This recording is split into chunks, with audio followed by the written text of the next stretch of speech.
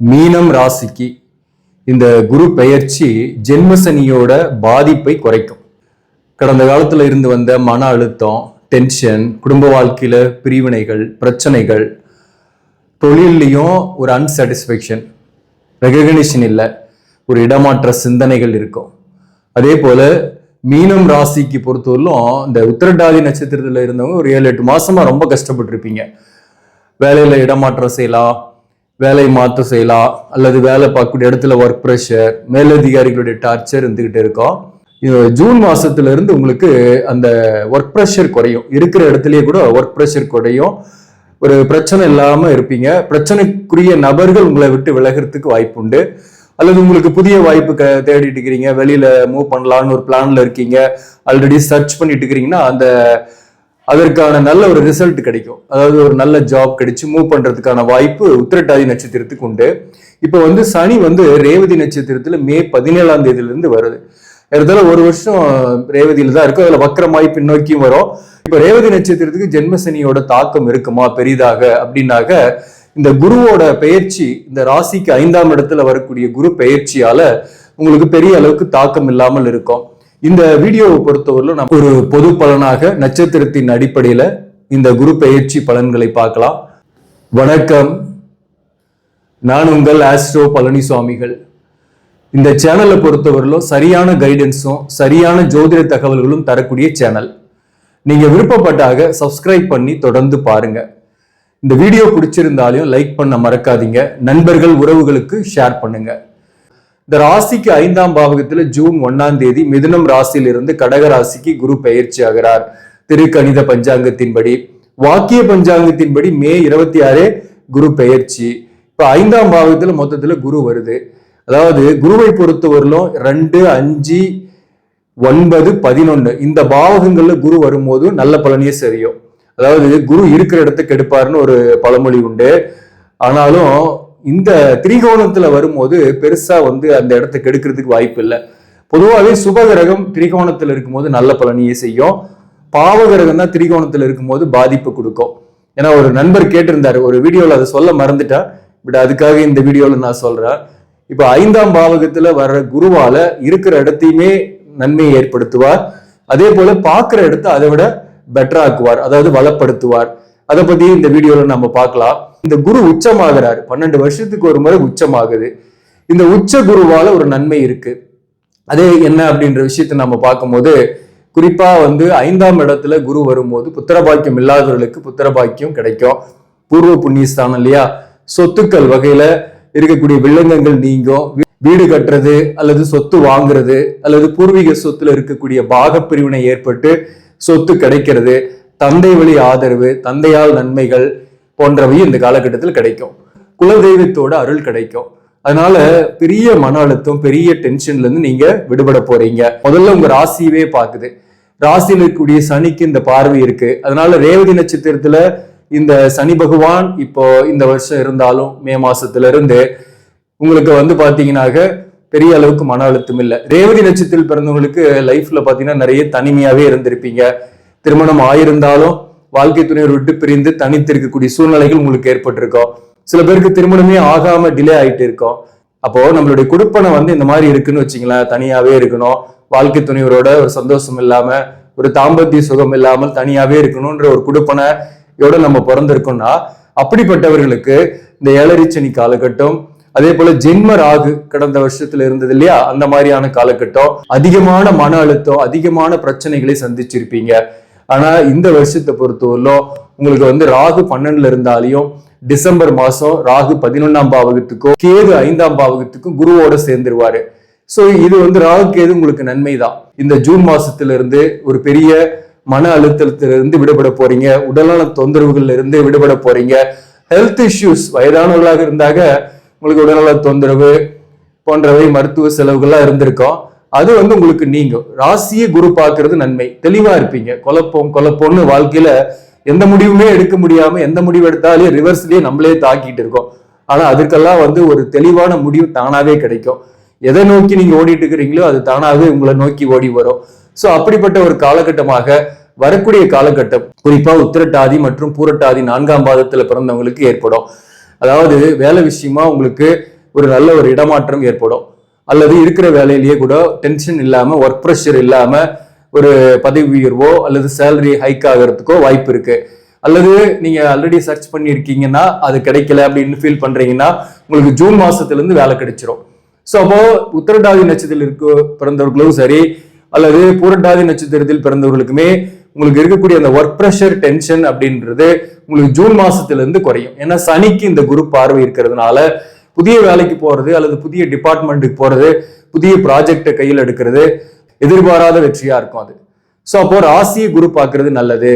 அடுத்தது ராசிக்கு 11ஆம் பாவகத்தையும் இந்த குரு பார்வை செய்து இருக்கக்கூடிய தொழில்ல, செய்யக்கூடிய தொழில்ல லாபங்கள் வரும், வேலையில் இருப்பவர்களுக்கு வருமானம் கூடுதலாக இருக்கும், புத்திரபாக்கியம் கிடைக்கும், அபிலாஷைகள் நிறைவேறும், பூர்வீக சொத்து கைக்கு வரும், அல்லது ஒரு சொத்தை நீங்க வாங்குவீங்க. சில பேருக்கு வாகன மாற்றம் ஏற்படும், சில பேருக்கு வீடு மாற்றம் ஏற்படும். அதே போல இந்த குருவோட பார்வை 9ஆம் பாவகத்துக்கும் வருது. தந்தை வழி இருந்து வந்த கருத்து வேறுபாடுகள் நீங்கும், பூர்வீக சொத்துல இருந்து இந்த வில்லங்கங்கள் நீங்கி அது உங்க கைக்கு வரும், கடனுடைய அழுத்தங்கள் குறையும், கடனை தீர்க்கிறதுக்கு வழி பிறக்கும். ஸோ 9ஆம் பாவகம் பாக்கியஸ்தானத்துக்குமே இந்த குரு பார்வை இருக்கு. அப்போ குரு பார்க்குற இடம்லாம் நல்ல இடங்கள், குரு இருக்கிற இடமும் சிறப்பான இடம். எதிர்பாராத அதிர்ஷ்டம் கூட உங்களுக்கு சில பேருக்கு ஏற்படும். ஜாதகப்படி நமக்கு நல்ல ஒரு தசாபுக்தி நடக்குது, நல்ல ஒரு கொடுப்பனையோட பிறந்திருக்கிறோம்னாக்க எதிர்பாராத அதிர்ஷ்டம், எதிர்பாராத வேலை கூட கிடைக்கும். அதாவது நீங்க ஆச்சரியப்படுற மாதிரி ஒரு அரசு பணிக்கு போகணும்னு விதி இருக்குன்னு வச்சுங்களேன் உங்க ஜாதகப்படி. இப்ப எழுதக்கூடிய தேர்வுகளில் கவர்மெண்ட் ஜாபே வாங்குறதுக்கு கூட ஈவன் புரட்டாதி 4ஆம் பாதம் ரேவதி நட்சத்திரத்தில் பிறந்தவர்களுக்குமே உண்டு. அதாவது இந்த நேரத்துல உங்களுக்கு ஜென்ம சனியே நடந்தாலும் அரசு பணி கிடைக்கும். அதே போல திருமணம் ஆகாதவர்களுக்கு திருமணம் ஆகக்கூடிய வாய்ப்புகள் இந்த காலகட்டத்தில் உண்டு. மறுமணத்திற்காக வரன் பார்க்கக்கூடியவர்களுக்கு மறுமணம் அமையும். கடந்த காலத்துல ஏமாந்து வாழ்க்கையை தொலைத்தவர்கள், வாழ்க்கையை இழந்தவர்கள், வாழ்க்கை துணையை விட்டு பிரிந்து தனித்திருப்பவர்களுக்கு ஒரு புதிய வாழ்க்கை கிடைக்கும். அது புதிய வாழ்க்கையாவது நல்லா இருக்குமா அப்படின்றதுதான் நிறைய பேருடைய கேள்வி. உங்க சுய ஜாதகம் தான் அதுக்கு பதில் சொல்லும். ஒரு பொது பலனா நல்லா இருக்கும் அப்படின்னு சொல்றது பெஸ்டா இருக்காது. கண்டிப்பா நம்ம ஜாதகத்தை பார்த்து சரியான பொருத்தம், சரியான நபரை நம்ம செலக்ட் பண்ணனாக கண்டிப்பா அது நல்லாவே இருக்கும். அவசரப்பட்டு நம்ம அல்லது இறக்கப்பட்டு ஒரு முடிவெடுத்து ஒருத்தரோட ஜாயின் பண்றோம்னா அந்த முடிவு என்னைக்குமே ஒரு அன்ஸ்டேபிளாவே இருக்கும், அது பாதிப்பை கொடுத்துக்கிட்டே இருக்கும். இப்போ அதே போல பாத்தீங்கன்னாக்க அதிசாரமா உங்களுக்கு 6ஆம் இடத்துக்கு வரும். அக்டோபர்ல இருந்து 2027 ஜனவரி மாசம் வரலும் அதிசார பயிற்சி குருக்கு. இந்த காலகட்டத்துல சிம்மத்துல குரு வரும். 6ஆம் பாவகத்துல குரு வரும்போது என்ன மாதிரி பலன்கள் கிடைக்கும் அப்படின்னாக்க, ஏற்கனவே கணவன் மனைவிக்குள் கருத்து வேறுபாடுகள் இருந்து வழக்குகள் இருக்கீங்கன்னாக்க இந்த அக்டோபர்ல இருந்து அடுத்த வருஷம் ஜனவரிக்குள்ள உங்களுக்கு வழக்குகள்ல நல்ல ஒரு சாதகமான தீர்ப்புகள் கிடைக்கும். 6ஆம் இடத்துல குரு வர்றதுனால கடன் கொஞ்சம் வாங்கி வீடு கட்டுறதோ அல்லது வாகனம் எடுக்கிறதோ போன்றவை நடைபெறும் இந்த அக்டோபர் டு ஜனவரி. அதுக்குள்ள திருமணம் ஆகாதவர்களுக்கு திருமணத்திற்காக சுப செலவு கடன் ஏற்படலாம். ஸோ அந்த வகையில புதிய கடன் வாங்கக்கூடிய வாய்ப்பு இந்த வருஷம் உண்டு. அகலக்கால் வைக்காதீங்க. அதே போல சுப நிகழ்ச்சிகள் நடக்கக்கூடிய காலகட்டமாக இருக்கும். இந்த 3 மாசம் வேலை பார்க்கக்கூடிய இடத்துல ஓப்பனா பேசாம இருக்கணும். குறிப்பா ரேவதி நட்சத்திரத்தில் பிறந்தவங்க வெளிப்படையா அதிகம் பேசாம இருந்தீங்கன்னாக்க எதிரிகள் புதுசா வரமாட்டாங்க.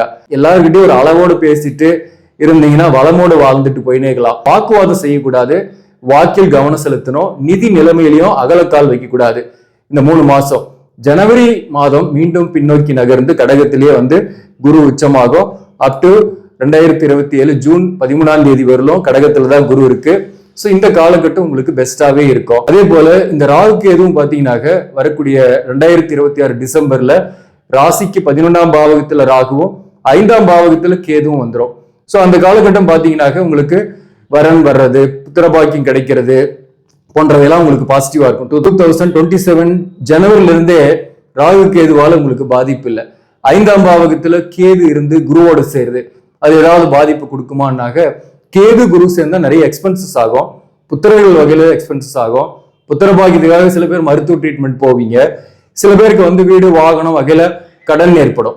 ஸோ அப்போ கேது குரு சேர்க்கை 5ஆம் பாவகத்தில் ஏற்படுறதுனால பிள்ளைகளுக்கு நல்ல கோர்ஸ் கிடைக்கலாம், பிள்ளைகள் வகையில் உங்களுக்கு கடன் ஏற்படலாம். ஸோ சொத்துக்கள் வகையில கடன் வாங்கக்கூடிய வாய்ப்பும் இந்த காலகட்டத்தில் உண்டு.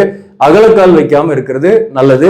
உத்திரட்டாதி நட்சத்திரம், பூரட்டாதி 4ஆம் பாதம், ரேவதி நட்சத்திரத்தில் பிறந்தவர்களுக்குமே இந்த பலன் பொருந்தும். அடுத்தது இந்த நட்சத்திரத்தின் அடிப்படையில நம்ம பார்க்கும்போது பூரட்டாதி 4ஆம் பாதத்துல பிறந்தவங்களுக்கு எப்படி இருக்கும் அப்படின்னாக்க, கணவன் மனைவி உறவு நிலையில ஒரே வீட்டுல இருந்து அந்யோன்யம் இல்லாம சண்டை போட்டுக்கிட்டே இருந்தவங்களுக்கு சச்சரவுகள் குறையும். யங்ஸ்டர்ஸா இருக்கீங்கன்னாக்க இந்த நேரத்துல கணவன் மனைவிக்குள் ஒற்றுமை ஏற்பட்டு ஒரு செகண்ட் குழந்தைக்கு ட்ரை பண்றீங்கன்னா ரெண்டாவது குழந்தை கூட குழந்தை பாக்கியம் பெறக்கூடிய வாய்ப்பு உண்டு. சில பேருக்கு இப்ப கல்யாணம் ஆகுது, திருமணம் ஆகக்கூடிய வாய்ப்பும் உண்டு. உடனே புத்திர பாக்கியம் கிடைக்கக்கூடிய வாய்ப்பும் உண்டு. புரட்டாதி 4ஆம் பாதத்துல பிறந்தவர்களுக்கு கடனுடைய அழுத்தம் பெருசா இருக்காது. ஆனா புதிய கடனும் இந்த வருஷம் வாங்கக்கூடிய வாய்ப்பும் ஏற்படும். புரட்டாதி 4ஆம் பாதத்துல பிறந்தவங்களுக்கும் வேலையில் இருக்கக்கூடிய டென்ஷன், ஒர்க் ப்ரெஷர் குறையும். புதிய வாய்ப்பு தேடக்கூடியவர்களுக்கு புதிய வாய்ப்பு கிடைக்கும். பிசினஸ் பண்ணக்கூடியவர்களுக்கு நிறைய ஆர்டர்கள் வரும். வருமானம் கூடுதலாக கிடைக்கும்.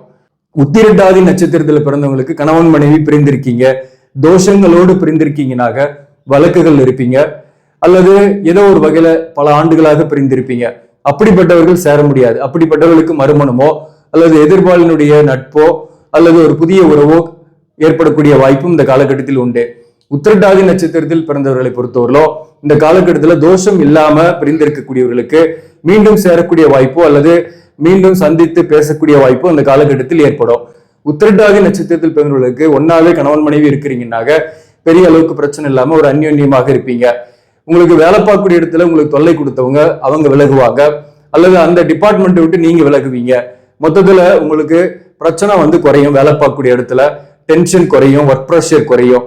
புதிய வாய்ப்பு தேடக்கூடியவர்களுக்கு புதிய வாய்ப்பு கிடைக்கும். வேற ஒரு ஊருக்கோ வேற ஒரு இடத்துக்கோ மூவ் பண்ற மாதிரியும் சில பேருக்கு அமையும். வீடு வாகனம் வகையில செலவுகள் ஏற்படும். வீடு கட்டுறது அல்லது வாகனம் வாங்குறது இந்த வகையில செலவுகள் ஏற்படும். சொத்துக்கள் வாங்கக்கூடிய அமைப்பு உண்டு. இன்வெஸ்ட்மெண்ட் பண்ணக்கூடிய வாய்ப்பு இந்த காலகட்டத்தில் உண்டு. உத்திரட்டாதி நட்சத்திரத்தில் பிறந்தவர்களுக்கு பண விஷயத்துல இனிமேல் கொஞ்சம் பெட்டராகவே இருக்கும். அகலக்கால் வைக்காம இருங்க. கடன் அதிகப்படாம இருக்கிறது புத்திசாலித்தனமானது. பிள்ளைகள் வகையில செலவு, பிள்ளைகள் வகையில சுப செலவுகள் போன்றவையும் உத்திரட்டாதி நட்சத்திரத்தில் பிறந்தவர்களுக்கு இந்த காலகட்டத்தில் ஏற்படும். ரேவதி நட்சத்திரத்தில் பிறந்தவர்களுக்கும் வேலையில டென்ஷன் இல்லாம இருப்பீங்க. புதிய வேலைக்கு போவீங்க. சில பேர் புதிய வாய்ப்பு கிடைச்சு போவீங்க. அதே போல கடந்த காலத்துல கணவன் மனைவி பிரிஞ்சிருக்கீங்க, பிரச்சனையோடு இருக்கீங்கன்னா இந்த நேரத்துல ஒரு முடிவு எடுப்பீங்க. ஒண்ணு வழக்குக்கு போறது அல்லது சில பேர் சேர்ந்து விடக்கூடிய சூழ்நிலை கூட வரும். தோஷங்கள் இல்லாமல் பிரிஞ்சிருக்கிறவங்க சேரக்கூடிய வாய்ப்பு உண்டு. ஆனா தோஷத்தோடு இருக்கு, கலசர தோஷம் இருக்கு, அல்லது தார தோஷம் இருக்கு, அல்லது செவ்வாய் தோஷம் ஒருத்தருக்கு இருக்கு, இன்னொருத்தருக்கு இல்ல, நாகதோஷம் இருக்கு. இந்த மாதிரி தோஷங்கள் இருக்கு. குடும்ப வாழ்க்கையை பாதிக்கக்கூடிய, திருமண வாழ்க்கையை பாதிக்கக்கூடிய தோஷங்கள் இருக்குன்னா அப்படிப்பட்டவர்கள் வழக்குக்கு போகலாம். அல்லது ஆல்ரெடி வழக்குகள் இருக்கீங்கன்னாக்க அந்த வழக்குகளால் உங்களுக்கு செலவுகள் ஏற்படும். ஆனா அந்த வழக்குகள் இந்த வருஷத்துல முடிஞ்சிடும். உங்களுக்கு அது உங்களுக்கு சாதகமாகவே இருக்கும். ரேவதி நட்சத்திரத்தில் பிறந்தவர்களுக்கு வேலையில ஒர்க் ப்ரெஷர் குறையும். அதாவது இந்த குரு பார்வையில சனி இருக்கிறதுனால புதிய வேலைக்கு போய் உங்களுக்கு ஒர்க் ப்ரெஷர் குறையும். வேற இடத்துக்கு மூவ் பண்ற மாதிரி நிறைய இருக்கும். வீடு மாற்றம் சில பேருக்கு ஏற்படும். முக்கியமா எதிரிகள் அல்லது உங்களை சுத்தி இருக்கக்கூடியவர்களால சில மன அழுத்தங்கள் ஏற்படும். இது தவிர்க்க முடியாது. குரு பார்த்தாலும் உங்களுக்கு சில மன அழுத்தங்கள் வரும். பிள்ளைகளால அல்லது வாழ்க்கை துணை ஒரு வகையில சில டென்ஷன்கள் வரும். அதை விட்டு கொஞ்சம் தள்ளி இருக்கிறது இந்த காலகட்டத்தில் நல்லது. ஆனாலும் உங்களுக்கு பெரிய கடந்த காலத்தில் இருந்த மன அழுத்தம் இந்த காலகட்டத்தில் இல்லை. சோ அந்த வகையில ரேவதி நட்சத்திரத்தில் பிறந்தவர்களுக்குமே இந்த குரு பெயர்ச்சியால ஒரு நன்மை இருக்கு. அதாவது 100% துன்பத்தை அனுபவிக்கிறதை விட ஒரு 50% அளவு துன்பத்தை அனுபவிக்கிறதுன்றது ஈஸியானது. ஈவன் அரசு பணிக்கு முயற்சி பண்றீங்கன்னா கூட அரசு பணி கூட கிடைக்கும். புதிய வேலை தேடக்கூடியவர்களுக்கு புதிய வேலை கிடைக்கும். ரேவதி நட்சத்திரத்துக்கு ஒரு 50-50 எடுத்துக்கலாம், நன்மை தீமை அப்படின்ற மாதிரி. ஆனா உத்திரட்டாதி நட்சத்திரம் மற்றும் பூரட்டாதி 4ஆம் பாதத்துல பிறந்தவங்களுக்கு எல்லாம் பெரிய அளவுக்கு பிரச்சனை கிடையாது. இந்த குரு பெயர்ச்சி உங்களுக்கு நன்மையே கொடுக்கும். இந்த குரு பெயர்ச்சி காலகட்டத்துல நீங்க திருச்செந்தூர் முருகப்பெருமானை போய் தரிசிச்சுட்டு வர்றது ரொம்ப அற்புதமான பலனை கொடுக்கும்.